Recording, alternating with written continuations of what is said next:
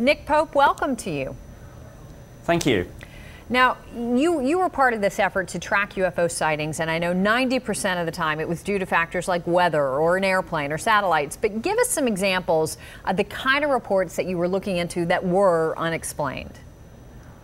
Well, the cases that were most interesting to us at the Ministry of Defence were the sorts of cases where UFOs were seen by police officers or pilots, and indeed where they were tracked on radar. Now, a good example is a case from 1993 where I led the investigation, and a UFO flew directly over two Air Force bases in England, and a report on that went up to the Assistant Chief of the Air Staff, one of Britain's most senior military officers. And now that report, that wouldn't have been the Aurora spy plane, would it?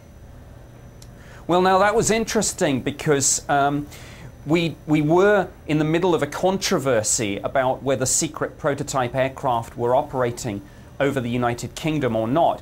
And there was a lot of conversation between the embassies on this issue. And spy planes was one of the theories that was doing the rounds. But frankly, we got assurances and gave assurances in our parliament that this wasn't the case. And I think a lot of people were saying spy planes simply because they didn't know what else to think. I mean, here we had huge triangular-shaped craft just flying over large parts of the country with total impunity. So what do you think it was?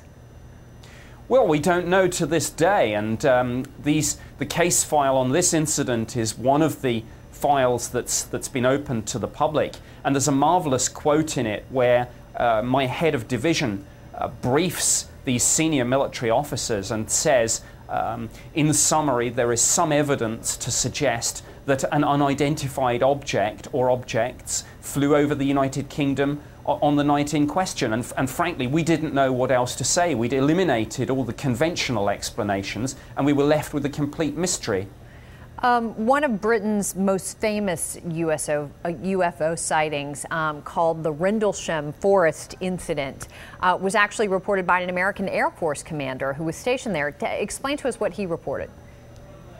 Well, this was Britain's most compelling UFO case, and actually on the first night it was claimed that a UFO had actually landed, and some of the United States Air Force personnel who were based in England at these Air Force bases got close enough to touch this thing, to see strange markings on the side that they likened to Egyptian hieroglyphs. Our defense intelligence staff assessed radiation levels taken at the landing site as significantly higher than background, and that's a direct quote from the government's own assessment. The witnesses included the deputy base commander, and he saw this thing fire light beams down at the ground. Now, in the newly released files, a former chief of the defense staff here in Britain writes to our Secretary of State for Defense and says that the Ministry of Defence's position on this is totally untenable. So what do you mean by that, totally untenable? And what was he trying to say? Well, the Ministry of Defense here has this rather neat soundbite. When we can't explain UFOs, we say that they're unexplained, but that as long as there's no evidence of a threat, they are judged to be of no defence significance. But Lord Hill Norton said, as a former chief of the defence staff, he said, look, that phrase, no defence significance, is meaningless, he said, because either this happened, as the witnesses claimed, and a UFO landed next to two of NATO's most important military bases at a time of huge international crisis, or, he said, all these American Air Force personnel were hallucinating or making it up. And he said in either event, he said this must be of defense interest. And I know these files also point out that the years with the most sightings were also years where science fiction was really in the public imagination, be it the X-Files, the movies, Independence Day, Close Encounters of the Third Kind. The years that those movies came out were big years where lots of things were being reported. Do you think people were really being influenced by movies?